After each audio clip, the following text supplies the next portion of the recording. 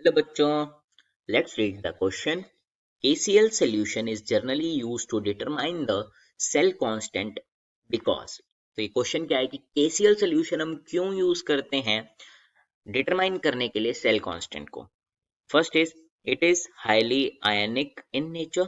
Other is its conductivity is non accurately at various concentration and different temperatures. उसके बाद है size of cations and anions are comparable. All of the above. तो हमें चार option दिया, हमें देखना है इनमें से कौन सी सही है. तो फर्स्ट की कॉन्सेप्ट क्या होता है हमारा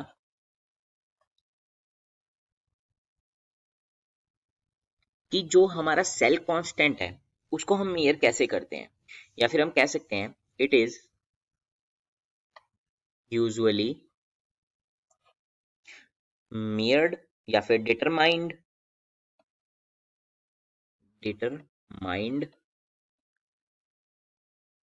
bye मेयरिंग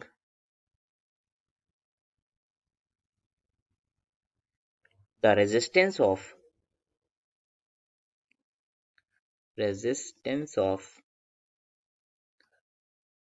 cell containing a solution whose conductivity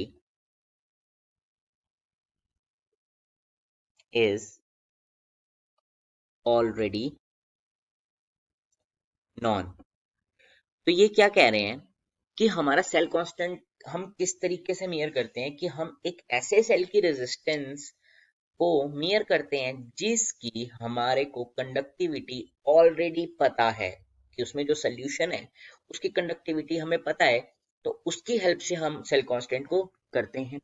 तो यहाँ पे हमारे पास जो KCl होता है इसकी कंडक्टिविटी बहुत ही ज्यादा मतलब एक्यूरेटली नॉन होती है डिफरेंट कंसंट्रेशंस डिफरेंट टेम्परेचर्स पे.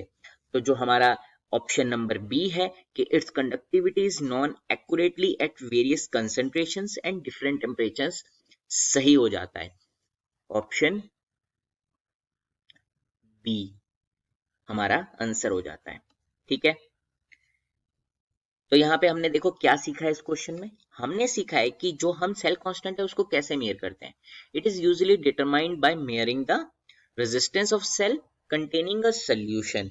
मतलब एक ऐसे सेल की रेजिस्टेंस को मेयर करते हैं जिसमें एक ऐसा सोल्यूशन है जिसकी कंडक्टिविटी हमें डिफरेंट टेम्परेचर्स और डिफरेंट कंसंट्रेशंस पे पता है. तो ऐसा सोल्यूशन कौन सा आता है हमारे पास, KCl. तो इसलिए हमारा आंसर हो जाता है B. I hope you understand it well. Best of luck.